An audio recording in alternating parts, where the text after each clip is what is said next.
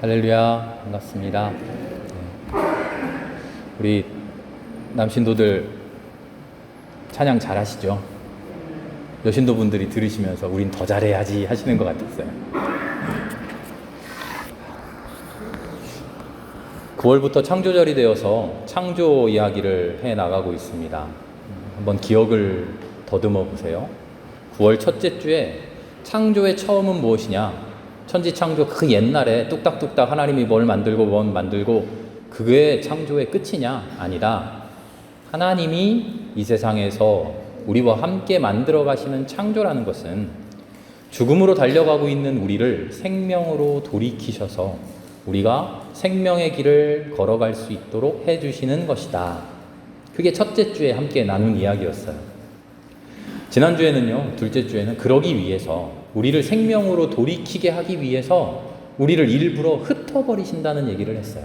잘못된 생각 가지고 죽음으로 달려가는 생각 가지고 똘똘 뭉쳐있는 우리가 그 힘이 꺾이지 않고서는 하나님께로 돌아올 수 없다.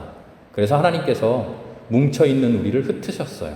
그게 대표적인 사건을 바벨탑 사건 가지고 함께 이야기했죠. 우리를 흩어버렸어요. 우리는 그렇게 흩어진 각자의 자리에서 진리를 깨닫고 생명으로 다시 모여야 되는 것이죠. 오늘 그래서 세 번째 시간에 창조에 있어서 우리는 대체 무슨 역할을 하는 것이냐? 창조의 우리 몫은 뭐냐 하는 거죠. 하나님이 만드시고 하나님이 생명 주시고 하나님이 흩으시고 하나님이 모으신다. 우리는 흩으시면 흩어지면 되고 모으시면 모이면 되는 거냐? 만들면 만들어지면 되고 살리면 살면 되고 죽이시면 죽으면 되는 거냐? 우리는 그냥 그런 존재냐? 하나님의 창조에서 우리의 역할은 도대체 뭐냐 하는 거죠. 결론부터 말하면 창조에 있어서 우리의 몫은 하나님의 부르심에 대한 응답입니다. 하나님이 우리를 불러주셔요. 우리는 응답하면 됩니다. 하나님이 세상을 이렇게 만들고 싶어 하시는 하나님의 마음을 우리에게 일러주실 때 그 마음에 동의하면 돼요. 그 마음에 감화되면 돼요. 그 마음과 일치되면 되죠. 부르심의 응답. 그게 창조에 있어서 우리 인간의 역할입니다.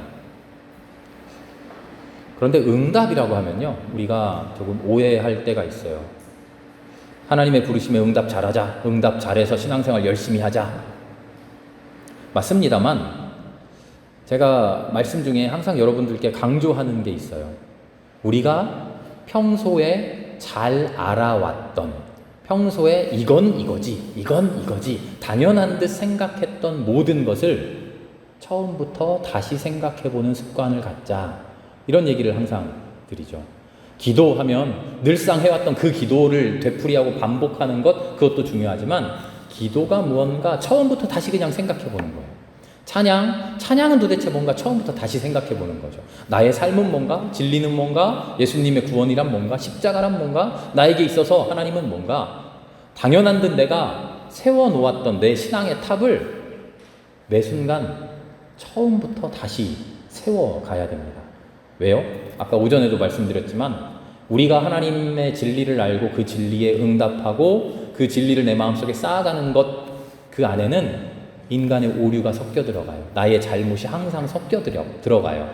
그래서 내가 당연하다고 생각했던 것을 싹 부숴버리고 다시 하나하나 세워가는 그 일이 우리의 신앙생활 중에 항상 일어나야 돼요. 부르심에 대한 응답도 똑같습니다. 부르심에 응답하자, 하나님이 하라는 거 잘하자 하면 우리는 늘상 해왔던 것을 떠올립니다. 그런데 그게 아니라 하나님이 불러주셨을 때 응답하려면 하나님의 부르심부터 시작해야 되죠. 하나님이 뭐를 부르셨나?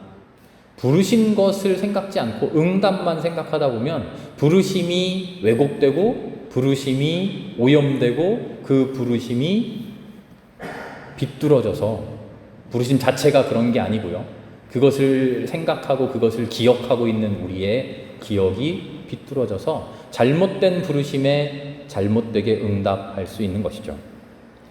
무슨 부르심인가를 아는 것이 먼저입니다. 어디로 부르시는가를 알아야 하죠.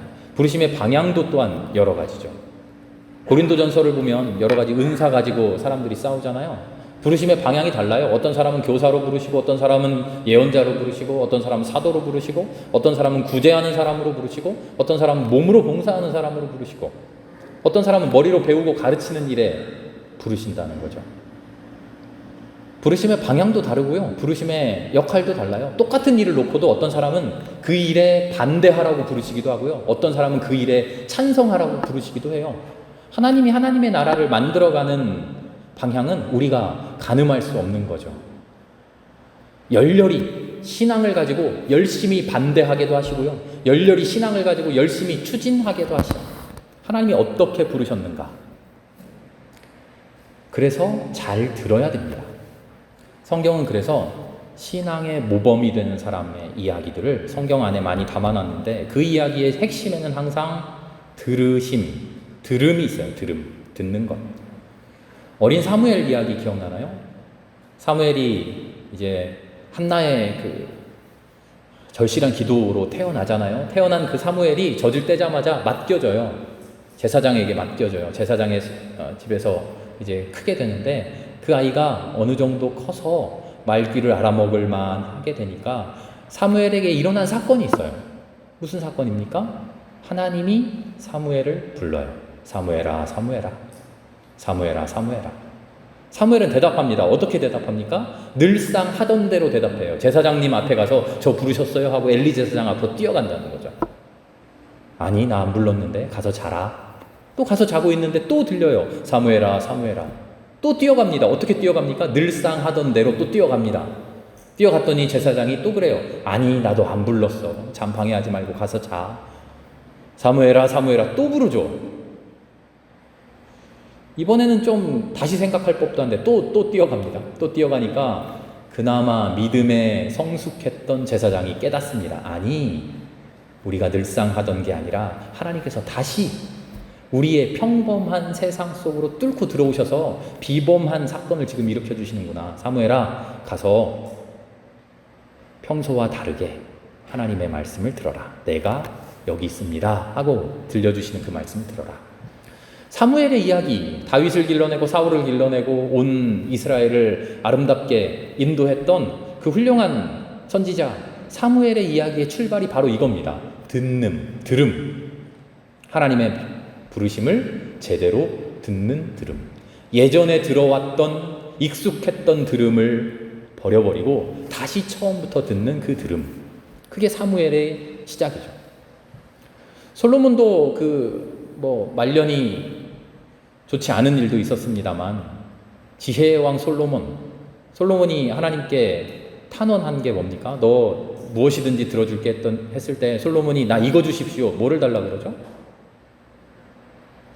뭐를 달라 그래요? 지혜를 달라 그러잖아요. 그런데 성경을 잘 읽어보면 뭐라고 나오냐면 듣는 마음을 주십시오. 이렇게 이야기해요. 솔로몬이 하나님의 지혜대로 하나님의 주시는 그 지혜 가지고 아름답게 이 세상을 다스려가고 싶은데 그 중심이 뭐냐? 듣는 것. 사람들의 생각을 듣고 하나님의 말씀을 듣고 내가 익히 알고 있던 것, 내가 익히 익숙한 것들로 지배해 나가는 것이 아니라, 그걸로 통치해 나가는 것이 아니라 모든 순간 처음부터 들으려고 하는 그 마음을 솔로몬은 추구했던 거죠. 그리고 그렇게 들었기에 솔로몬에게 참 지혜가 허락되었던 거죠. 요나 선지자 있습니다. 요나 선지자는 왜 물고기 뱃속에 3일이나 갇혔습니까?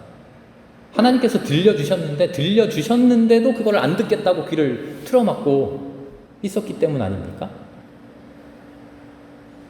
하나님이 안 들려주셔서 우리의 귀에 들리지 않아서 듣지 못하는 것도 있는데, 들려주셨는데도 안 듣겠다고 도리질을 하는 경우도 있는 거죠.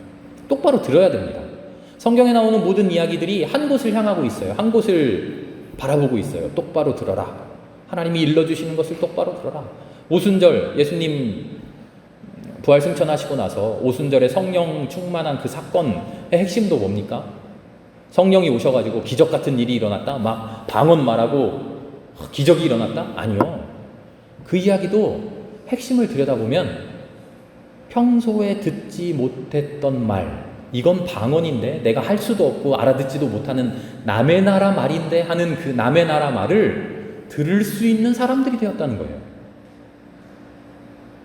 내가 영어도 못하고 외국어도 못하고 일어도 못했는데 갑자기 성령이 나한테 오더니 내가 초능력 받아서 일어가 막 나오고 중국어가 샬라샬라 나오고, 아니요, 그런 방언의 이야기가 아니라 나와는 다른 말을 하는 사람, 나와 생각이 달랐던 사람, 그래서 내가 듣지 못했던 그 이야기를 이제 듣는 사람들이 됐다는 거예요. 그리고 그들이 듣지 못하는 말, 나만의 말을 짓거리던 그 사람들이 이 사람이 들을 수 있는 새로운 말을 하게 되었다는 거예요. 들을 수 있는 귀가 열렸고 듣도록 하는 그 말문이 트였다는 거죠. 그게 성령 강림의 사건입니다. 성령 강림의 실체가 그거예요. 성령이 우리에게 임하면 우린 어떤 사람이 됩니까?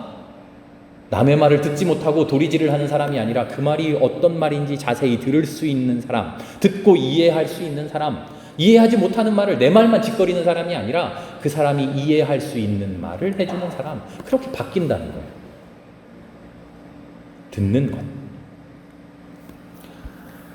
창조는 무엇입니까? 하나님이 하나님의 일을 일러주십니다. 하나님의 마음을 일러주십니다. 하나님이 만들어가고 싶은 세상을 알려주십니다. 그 마음을, 그 음성을 듣는 겁니다. 듣기 위해서 우리는 해야 할 일이 있죠. 듣기 위해서 우리는 기도합니다. 우리의 응답은 항상 기도로 귀결돼요. 하나님의 부르심에 응답해야 됩니다. 어떻게 응답합니까? 막 나가가지고 막 율법 잘 지켜야 되고 성경 열심히 읽고 찬송 열심히 하고 교회 열심히 나오고 새벽 예배도 빠지지 않고 나오고 수요 예배도 나오고 헌금도 11조도 밖에 나가서 봉사도 훌륭합니다. 다 중요합니다. 그러나 그 근본에 기도의 시간에 조용히 앉아 하나님 나에게 들려주시는 그 목소리를 들으려고 하는 그 기본으로 돌아가는 일, 바로 그것이 우리가 꾸준히 추구해야 될 신앙의 본 모습이죠.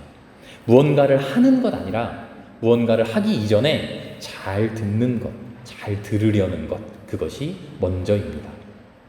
하나님이 바벨탑에서 흩으신 것도 바로 그거예요. 너 무언가를 하려고 하는구나, 대단한 거 만들려고 하는구나, 세상에 이름 떨치려고 하는구나, 그렇게 모여있는데, 아니, 싹 흩어버릴 테니까 바닥에 넙죽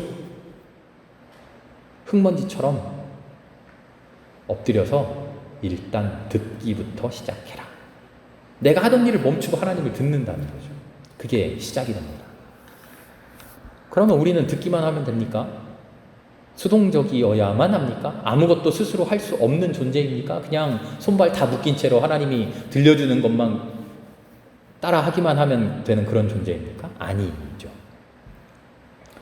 복음서를 보면 예수님의 치유 사건, 예수님의 구원 사건은 항상 적극적으로 예수님께 나오는 사람들에게서 일어나요.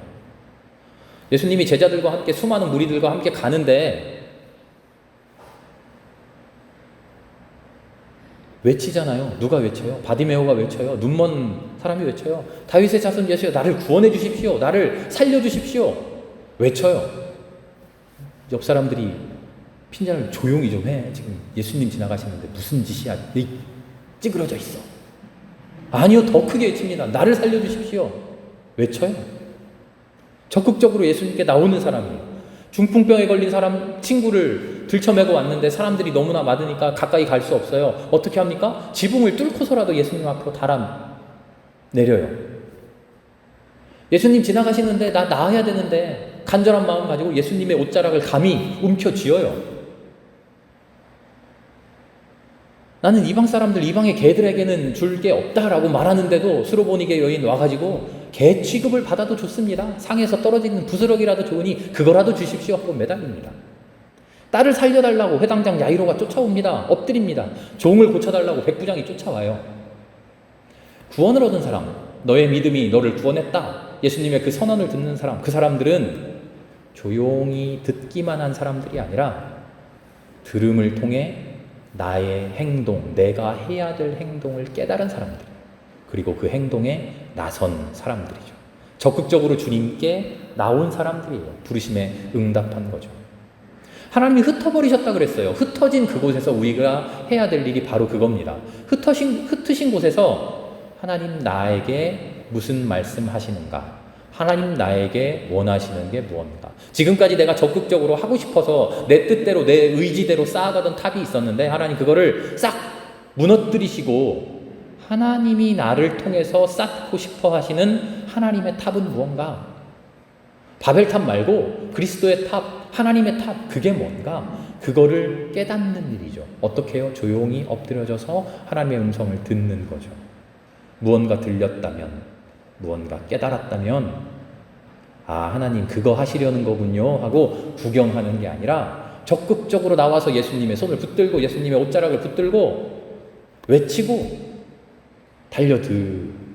달려들어서 성취해내는 거죠.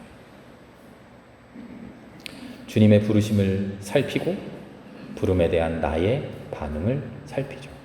그래야 내가 누군지를 압니다. 나는 어떤 사람인지를 알아야 됩니다. 그래야 응답의 방향을 알게 되죠.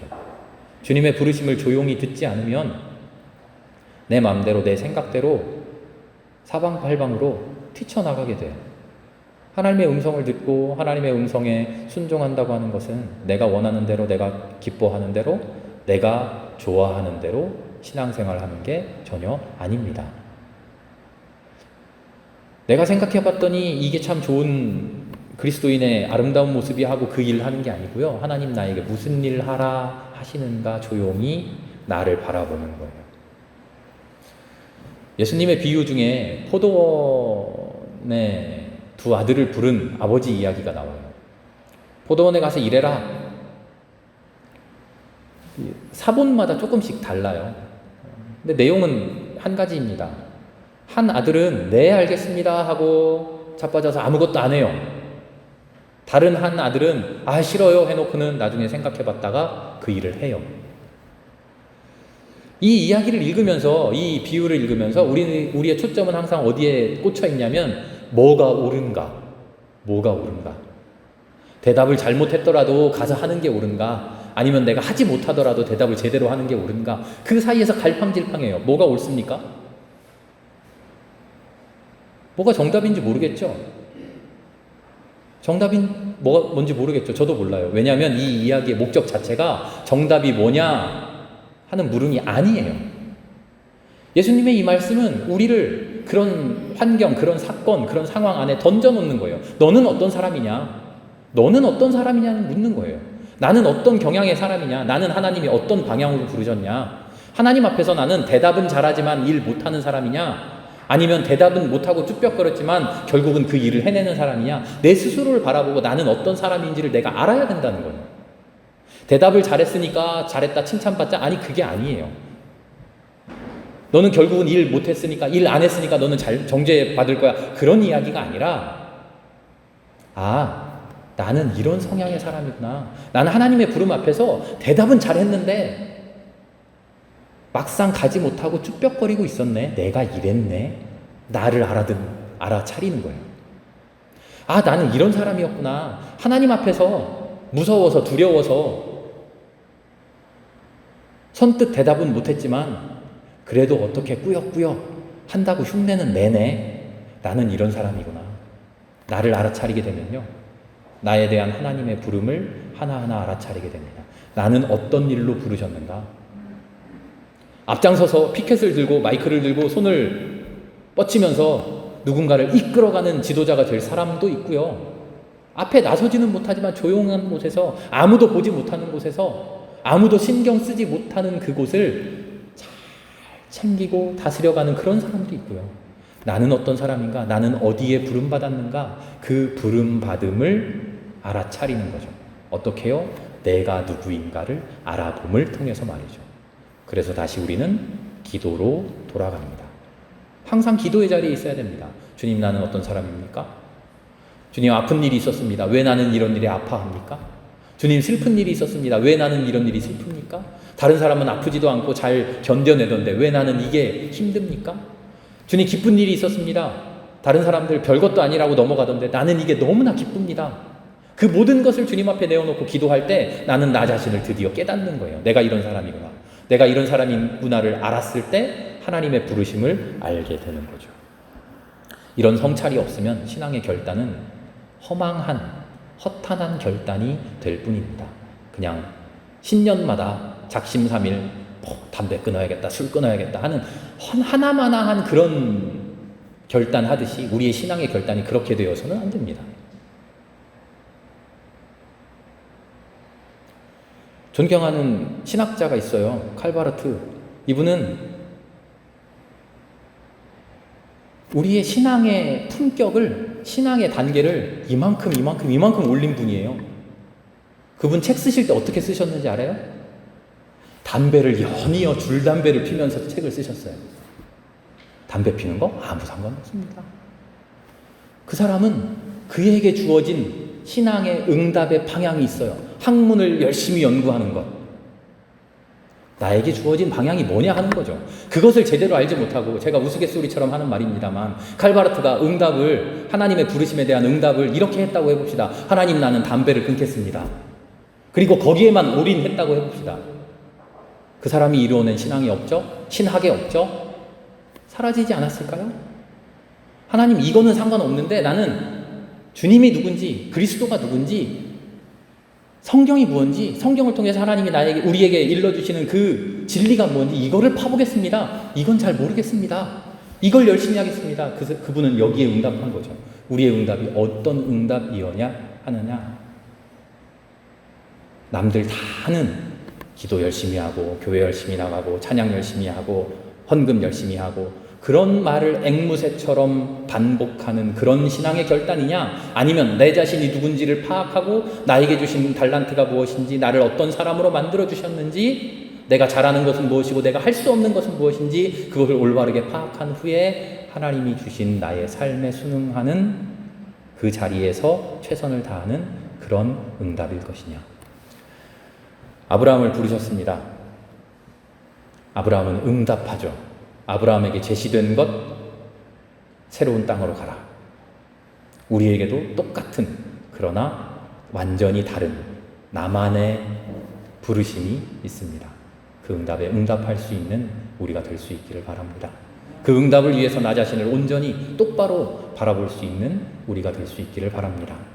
그 응답과 부르심의 깨달음을 위해 한없이 기도할 수 있는 우리가 됩시다. 함께 기도합니다.